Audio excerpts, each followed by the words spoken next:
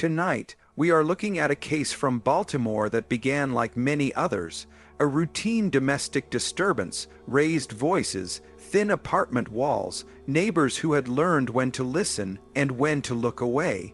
At first, everyone believed they already knew who was responsible: the angry boyfriend, the man with the temper, the one police had been called on before. But what no one realized at the time was that the most important part of this story was happening quietly, off camera, and outside the apartment, and by the time anyone noticed, it was already too late. Baltimore, Maryland, the Claybrook Apartments sat just off Edmondson Avenue, an aging brick complex built decades earlier. The walls were thin, the hallways were narrow, sounds carried easily from one unit to the next. If someone argued in one apartment, neighbors could hear it clearly, whether they wanted to or not. On the third floor, in apartment 3C, lived Kesha Ransom. Kesha was 31 years old. She worked full-time at a discount retail store not far from where she lived. Her job was physical and repetitive, long hours on her feet, stocking shelves, setting up sale displays, helping customers who were often impatient or frustrated. The pay was modest, just enough to cover rent, utilities, and groceries. There was no safety net, no room for mistakes. To her coworkers, Kesha was reliable. She showed up on time. She stayed late when needed. She didn't complain. She didn't talk much about her personal life. When asked how she was doing, she usually answered with a short smile and a simple "I'm fine." At home, things were very different. Kesha shared apartment 3C with her boyfriend, Darnell Price. Darnell was 34 years old and worked as a forklift operator at a nearby warehouse. Among the neighbors at Claybrook, Darnell was known for his temper. Arguments from 3C were common, voices raised late at night, doors slamming, objects hitting walls, then silence. The pattern repeated often enough that residents recognized it. The shouting usually came from Darnell. Kesha's voice, when heard at all, was quieter, controlled, careful. Several neighbors had called police over the years. Officers would arrive, speak to both of them, and leave without making an arrest. Darnell was always calm when police were present. He spoke slowly. He explained that money was tight, stress was high, and arguments happened. Kesha stood nearby, eyes down, confirming that everything was fine and no one needed help.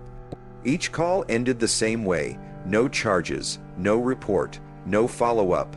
Over time, the building adapted. Some people turned up their televisions. Some avoided the third floor. A few moved out altogether. One neighbor did not ignore it. Yvonne Tate lived next door in apartment 3B. She was a retired city bus driver who believed patterns mattered. She paid attention, and she wrote things down. Yvonne kept a spiral notebook beside her bed. Every time an argument started in 3C, she noted the date, the time, and how long it lasted.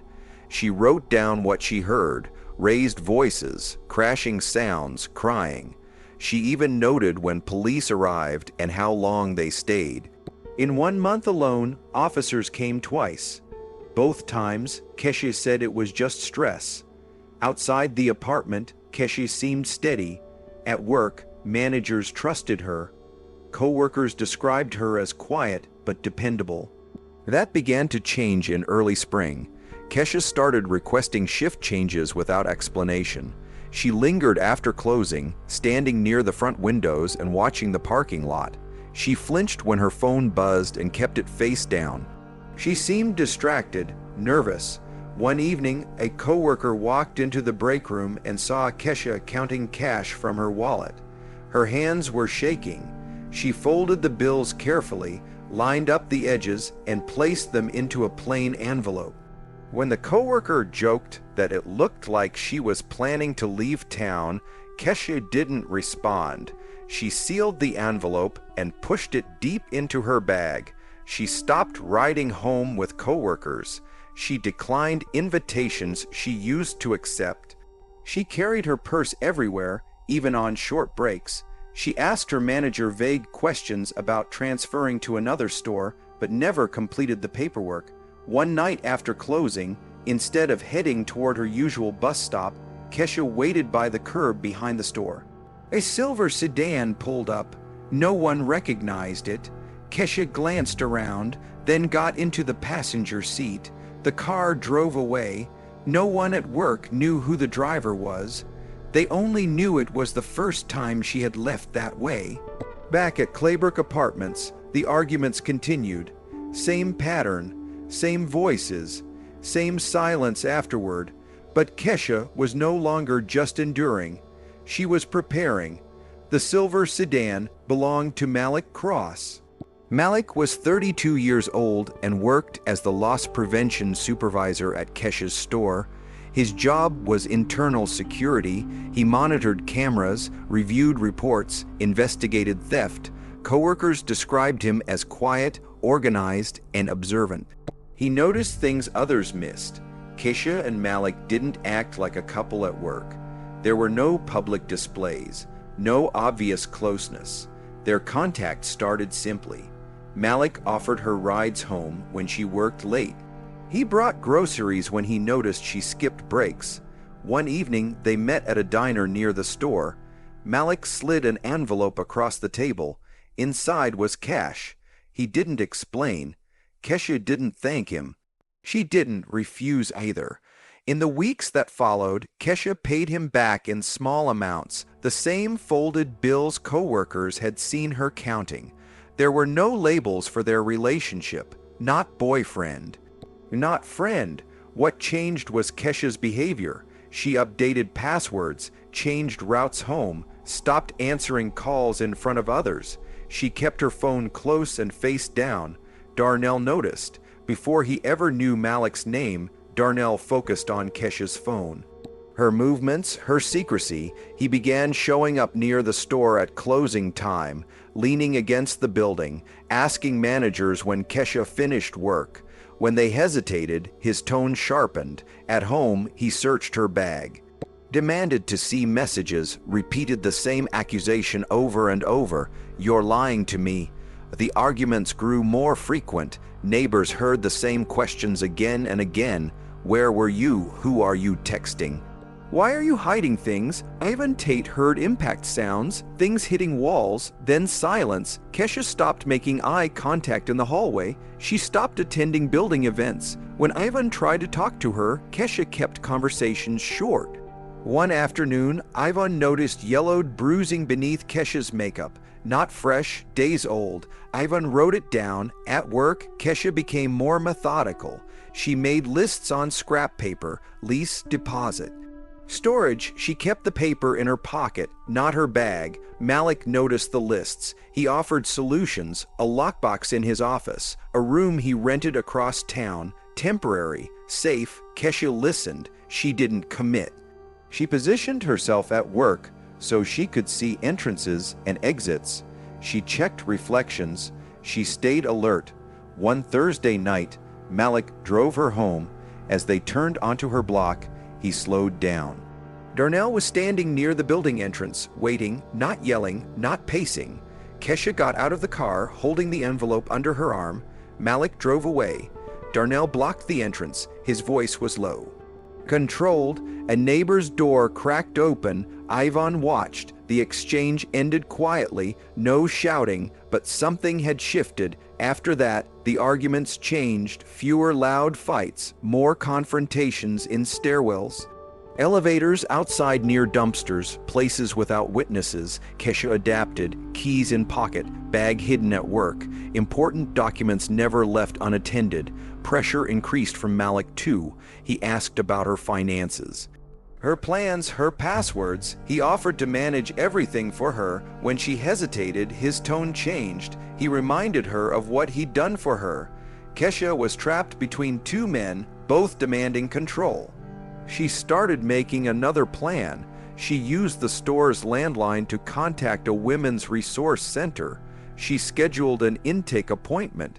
She asked again about transferring stores. She stopped keeping documents at home. When Ivan tried to check on her, Kesha said only one thing: If it starts again, don't knock, call the police. By Friday evening, Kesha made a decision. She sent Malik a message saying she was leaving that weekend. His reply came fast. Meet me at a storage facility tomorrow. Bring the envelope and your ID. Kesha didn't reply. She went home. She didn't know Darnell was already there.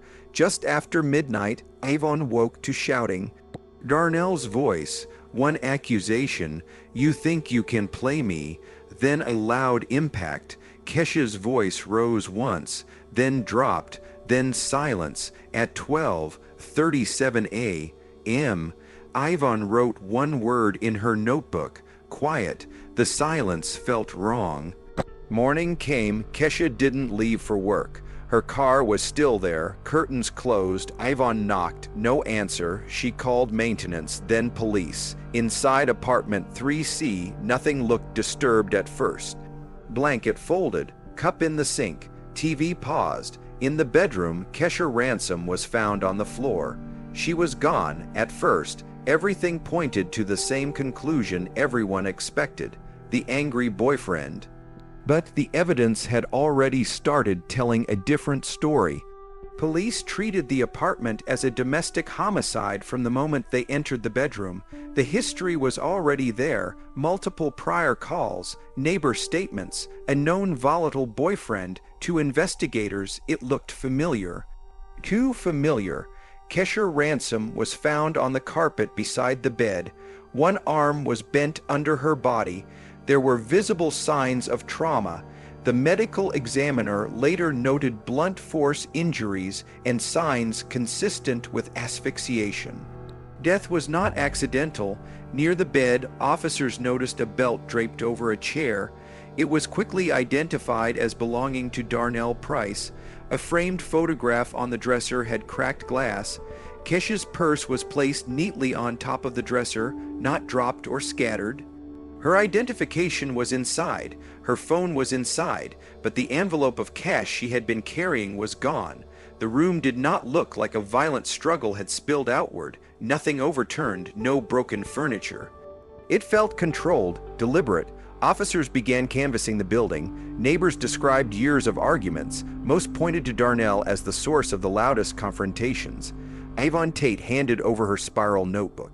Dates, times, patterns. Her notes placed Darnell inside the apartment during the critical hours before the silence. That alone was enough to make him the primary suspect. Darnell Price was located before noon, several blocks away from the apartment complex. He was sweating heavily despite mild weather. His clothes were wrinkled. His behavior was restless. When officers approached, he didn't ask why they were there. He seemed to know. He told police that he and Kesha had argued the night before. He said he left to cool off. He claimed she was alive when he left. Officers noticed a fresh scrape across his knuckles. When asked about it, his explanation changed more than once. At the station, Sergeant Alicia Monroe conducted the initial interview. Darnell's story shifted as questions continued. Times changed, routes changed. When Monroe informed him the interview was being recorded, Darnell leaned forward and tried to redirect attention. He told them they were looking at the wrong person. He said Kesha had been seeing someone from her job, a man who had been helping her, a man who had been driving her home. He suggested that this man had been at the apartment. At the time, it sounded like deflection. But Monroe took note. While Darnell remained in custody, detectives began pulling additional records. One of the first requests was for surveillance footage from Kesha's workplace. The retail store had cameras covering entrances, checkout lanes, and employee corridors. Sergeant Monroe reviewed the footage herself. On the night of Kesha's final shift, she clocked out at 9:53 p.m. The video showed her walking alone through the employee hallway and exiting toward the parking lot. Seconds later, another figure appeared, Malik Cross. He paused near the door, looked around, then followed. Outside, the two stopped beside a silver sedan parked away from the main entrance. After a brief exchange, Kesha entered the passenger seat. The car drove away toward the west side of the city. That footage seemed to confirm Darnell's claim that Kesha had been involved with someone at work. At first, Monroe assumed it would establish motive, not responsibility. Then detectives reviewed footage from the Claybrook apartments. The building's lobby camera was old, grainy, inconsistent frame rate, but it captured movement. At 12:12 a.m., Darnell Price was seen exiting the building. His movements were fast, agitated. He did not look toward the camera. This timestamp matched the end of the argument Avon had recorded. Then, at approximately 12:44 a.m., another person entered the building. This individual wore a dark hoodie with the hood pulled forward. Their head was down. In one hand, they carried a flat object, consistent in size with an envelope. They did not hesitate, did not interact with anyone. They moved directly toward the stairwell leading to the third floor. Digital forensics specialist Andre Wilkes was brought in to enhance the footage. He stabilized the image and isolated frames. Two details stood out: a distinctive metal watch band and a visible scar along the lower jawline. Investigators compared those features with known individuals connected to the case. They matched Malik Cross. At the same time, crime scene technicians continued processing apartment 3C.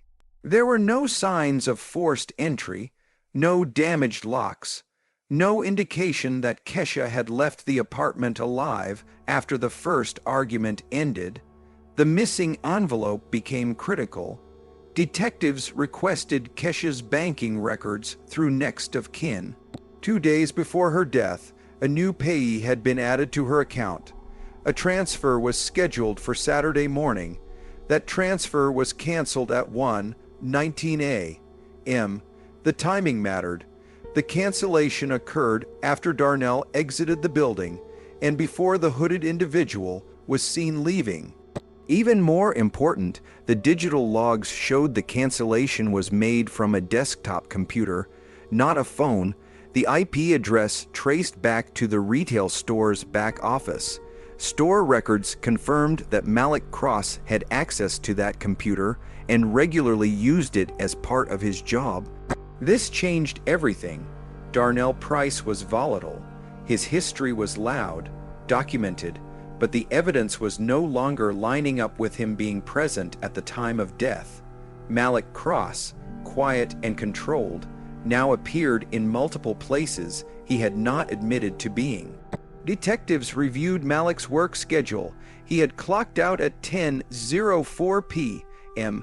There was no record of him returning to the store afterward, no verified alibi for the period after midnight. Combined with surveillance footage, missing cash, and bank activity, probable cause was established. Officers went to Malik's townhouse later that day.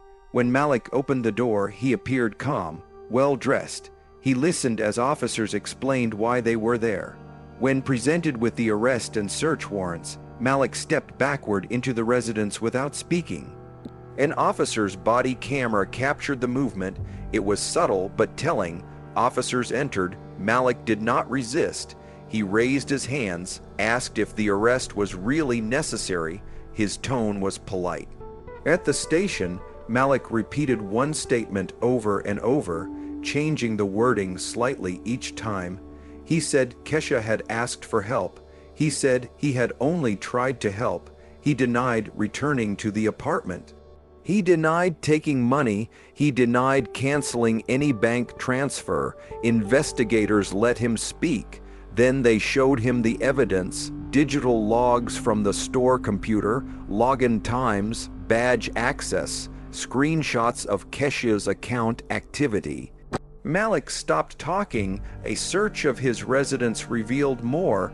On his laptop, detectives found a spreadsheet. It listed dates, dollar amounts, and notes, money given to Kesha, money expected back. Some entries included increasing totals over time. It was a ledger. What Malik had framed as help appeared to be leverage. Prosecutors later argued that Malik's control depended on Kesha's dependence. When she started making plans without him, that control weakened. Evidence showed Kesha had contacted a women's resource center. She had refused to give Malik full access to her accounts. She planned to leave without either man.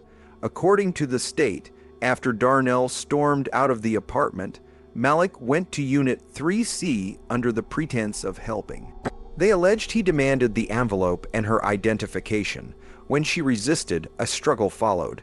Investigators believed Malik used Darnell's belt, left behind earlier, to stage the scene. The goal was simple: make it look like what everyone already believed.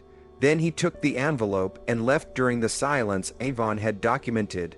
Fibers found on Kesha's clothing were consistent with clothing seized from Malik's home. The case was no longer about noise and anger. It was about quiet control. Charges against Darnell Price were reduced and later dismissed.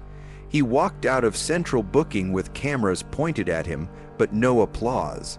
No relief, only silence. The case moved to trial. In court, prosecutors emphasized that violence is not always loud. Control does not require shouting. Planning does not require chaos. The jury listened, and the quiet details mattered most. The trial took place in Baltimore Circuit Court. By the time it began, public opinion had already shifted. At first, many people believed the case would be simple: a violent boyfriend, a long history of arguments, a tragic ending. But as evidence was presented, that story began to fall apart. Assistant District Attorney Patris Hall opened the case with a clear message. She told the jury that this was not a crime of sudden rage. It was a crime of control. She explained that the loudest person in a situation is not always the most dangerous one. Sometimes the most dangerous person is the one who plans quietly and waits. The prosecution walked the jury through the timeline step by step. They started with Kesha's life, her job, her routine, her growing fear. Coworkers testified about changes they noticed: the cash counting, the envelope, the shaking hands, the way she watched the parking lot and flinched when her phone buzzed. Managers described her asking about transfers and safety without giving details. Ivan Tate testified next. She brought her spiral notebook into the courtroom. Page by page, she explained what she had heard through the walls of apartment 3C. Dates, times, durations. She described the final night, the single accusation, the impact, the brief sound of Kesha's voice, and the silence that followed. Avon explained why the silence frightened her more than the arguments ever had. The jury listened closely. Surveillance footage was shown next: the store video of Kesha leaving work, Malik following her, the silver sedan, the apartment lobby footage, Darnell leaving, then the hooded figure entering with an envelope in hand. Andre Wilkes explained the digital enhancement process. He pointed out the watch band, the scar, the way the figure moved with purpose, not hesitation. Financial records were presented, the scheduled transfer, the cancellation at 1:19 a.m., the IP address traced to the store's back office, the login badge belonging to Malik Cross. The spreadsheet from Malik's laptop was displayed on a screen. Jurors could see the entries themselves. Dates, dollar amounts, notes, increasing totals. The prosecution argued that this was not help. It was leverage. They argued that Malik had positioned himself as Kesha's solution while slowly tightening control. When she planned to leave without him, his influence was slipping, and when control failed, he acted. The defense argued that Malik was misunderstood. They claimed he had been trying to help a woman escape abuse. They suggested the financial records were informal notes, not manipulation. They questioned the clarity of the surveillance footage, but the defense struggled with the digital evidence. They struggled with the canceled transfer. They struggled with the timing. They struggled to explain why Malik entered the apartment building after midnight when he claimed he had gone home. They struggled to explain why the envelope was missing. Darnell Price was not called as a witness by either side. His presence hovered over the trial without words. His history was acknowledged, but prosecutors made it clear that history alone does not equal guilt. After closing arguments, the jury deliberated. When they returned, the courtroom was silent. The verdict was guilty. Malik Cross was convicted of second-degree murder and financial fraud.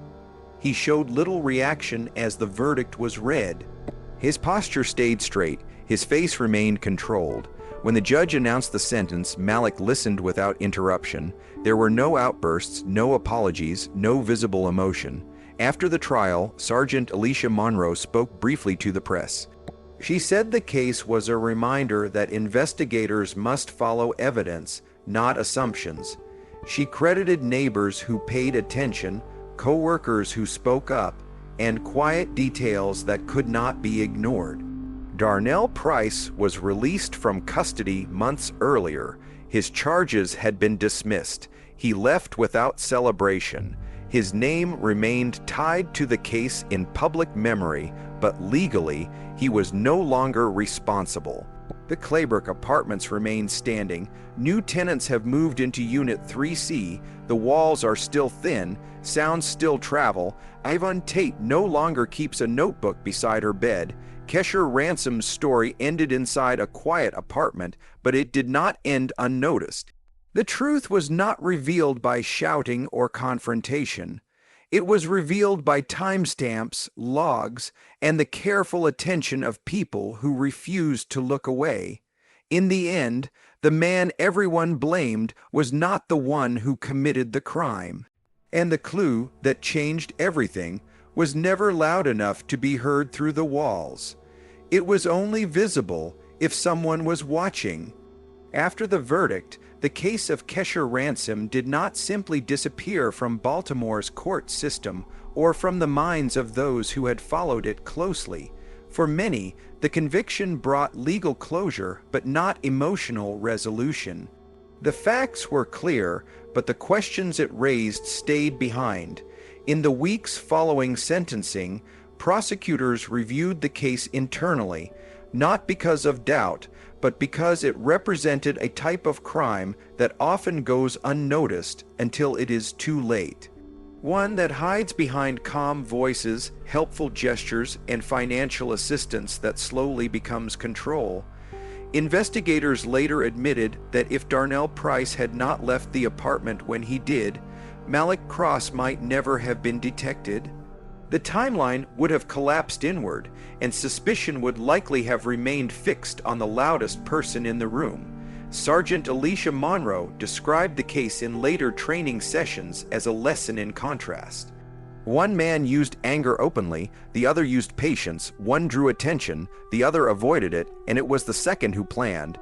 For the retail store where Kesha worked, the case triggered internal audits and policy changes. Malik Cross had been trusted because of his position. Loss prevention roles require access, authority, and discretion. After his arrest, corporate investigators reviewed years of access logs, camera usage, and employee interactions. No additional criminal behavior was found, but the review exposed gaps, too much unchecked access, too much reliance on reputation. Employees were later required to attend mandatory training sessions focused on workplace boundaries and financial coercion. Managers were instructed to document behavioral changes more carefully. What had once been dismissed as personal stress was now recognized as potential warning signs. Kesha's co-workers struggled with guilt. Several testified later that they had sensed something was wrong, but did not know how serious it was. Some believed it wasn't their place to ask. Others feared making things worse. One coworker admitted she assumed Kesha was just planning to leave Darnell and would be safe once she did. That assumption haunted her. Yvonne Tate also felt the weight of what she had witnessed. Though her notebook proved critical, she later questioned whether she should have called police sooner on the final night. Detectives assured her she had done exactly what she was told to do, that the silence itself had not yet crossed the threshold that usually triggers intervention. Still, Ivan said the sound of that quiet stayed with her. She eventually moved out of Claybrook Apartments. She said she no longer trusted walls to tell her the truth. Darnell Price faded from public view. His name remained attached to the case online, in comment sections and headlines that were never fully corrected. Though legally cleared, he carried the social consequences of years of visible anger. He did not speak publicly after his release. Those who knew him described him as withdrawn and bitter, but also shaken by how close he had come to being convicted of a crime he did not commit. Investigators acknowledged that his behavior created the perfect cover. Malik Cross, meanwhile, began the appeals process from prison. His legal team argued that the evidence was circumstantial and that the timeline relied too heavily on interpretation. They challenged the video enhancement process and claimed the financial ledger was mischaracterized. The appeals were denied. Judges cited the strength of cumulative evidence. No single detail proved guilt on its own, but together they formed a pattern that could not be ignored. Digital records, physical movement, financial motive, opportunity, and deliberate staging. In prison, Malik reportedly maintained his calm demeanor. Correctional officers described him as compliant and quiet. He avoided confrontation. He did not cause trouble. He did not speak about the case unless directly questioned. Psychologists who reviewed the case later described Malik's behavior as structured control. He did not rely on intimidation through force. He relied on obligation, debt, and perceived safety. His approach created dependency while appearing supportive. Experts noted that Kesha was targeted at a vulnerable moment. Financial strain, emotional stress, isolation. Malik inserted himself as a solution while gradually narrowing her options. When she attempted to exit the arrangement without him, his sense of control fractured. That fracture, prosecutors argued, was the moment of danger. Advocacy groups later used Kesha's case in training materials, not by name but by pattern. They emphasized that abuse does not always look like shouting or bruises. Sometimes it looks like rides home, money, help that comes with strings. They also emphasized the danger of transitional moments, when someone prepares to leave, when plans shift, when secrecy increases not because of deceit, but because of survival. Kesha had been close. She had gathered money, listed necessities, contacted a resource center, prepared an exit that avoided confrontation, but she was still navigating two controlling forces at once. In the months after the trial, community meetings were held near Edmondson Avenue. Residents spoke about domestic disturbances and how often they normalized them. Several admitted they had stopped calling police after seeing no results in earlier incidents. Law enforcement acknowledged the frustration. Officers explained that without visible injuries or cooperation, their ability to intervene was limited. Still, the case prompted renewed emphasis on documentation, on writing reports even when arrests were not made, on recognizing patterns over time. Yvonne Tate's notebook became an example, not because it predicted the crime, but because it preserved memory. It turned sound into record. It gave investigators a timeline that did not rely on emotion or assumption. The case also sparked discussion about how society assigns blame quickly. Darnell fit the expected image: loud, volatile, known. Malik did not. He blended in. He wore calm-like armor. That contrast delayed recognition. In the end, the evidence did not care about personality. It cared about time stamps, IP addresses, movement between doors. Money that vanished, records that could not lie. Kesha Ransom did not get the future she was planning for, the storage unit, the transfer, the quiet restart. But the truth of what happened to her did emerge, not because of chance, but because people noticed details that were easy to miss. Her story remains a reminder that danger does not always announce itself. Sometimes it waits, sometimes it helps, and sometimes it stays quiet until no one is watching. As time passed, investigators continued to examine the case of Kesha Ransom, not because there were unanswered legal questions, but because it revealed how easily danger can hide behind normal routines. The more they studied the details, the clearer it became that this was not a crime driven by sudden emotion. It was driven by planning, timing, and a careful understanding of how people make assumptions. One of the most unsettling aspects of the case was how long Malik Cross had been present in Kesha's life without drawing concern. He did not raise his voice. He did not leave bruises visible to coworkers. He did not send threatening messages that could be easily screenshotted. Instead, he positioned himself as useful, helpful, reliable. Experts later explained that this type of behavior often goes unnoticed because it looks like support. Offering rides home, helping with groceries, providing money during a difficult time, none of these actions are crimes on their own. In fact, they often earn trust and gratitude. What made Malik's behavior dangerous was not what he gave, but what he expected in return. The spreadsheet found on his laptop revealed a mindset that investigators found deeply troubling. The entries were not emotional, they were precise: dates, amounts, notes. Some entries included reminders written in neutral language, such as follow up or confirm. Others showed increasing totals that suggested interest or pressure. This was not generosity, it was accounting. Prosecutors later argued that Malik did not view Kesha as a partner or even as a person in crisis. He viewed her as a system he could manage, a situation he could control. Every dollar he gave increased his sense of ownership. Every favor created obligation. When Kesha began preparing to leave, Malik did not respond with concern or support. He responded with urgency and direction. Meet here, bring this, do not delay. His messages were not requests, they were instructions. Investigators compared his communication style before and after Kesha began pulling away. The difference was subtle but consistent. Early messages were open-ended, later ones were specific and commanding. The language shifted from suggestion to expectation. That shift coincided with Kesha's attempts to regain independence. She stopped sharing passwords. She stopped explaining her movements. She began separating resources.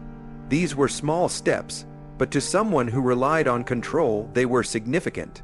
Digital forensics revealed that Malik had accessed store systems more frequently in the weeks before Kesha's death, not just during scheduled shifts, but during odd hours, late at night, early morning. Always within the limits of his access, but at times that stood out when viewed later. Nothing he did individually violated policy, but together the pattern suggested surveillance. Malik knew when Kesha worked, when she clocked out, when she requested changes. He knew which computers she used and which systems stored her information. That access gave him power without visibility. In contrast, Darnell Price's behavior was obvious. Loud arguments, public confrontations, police visits.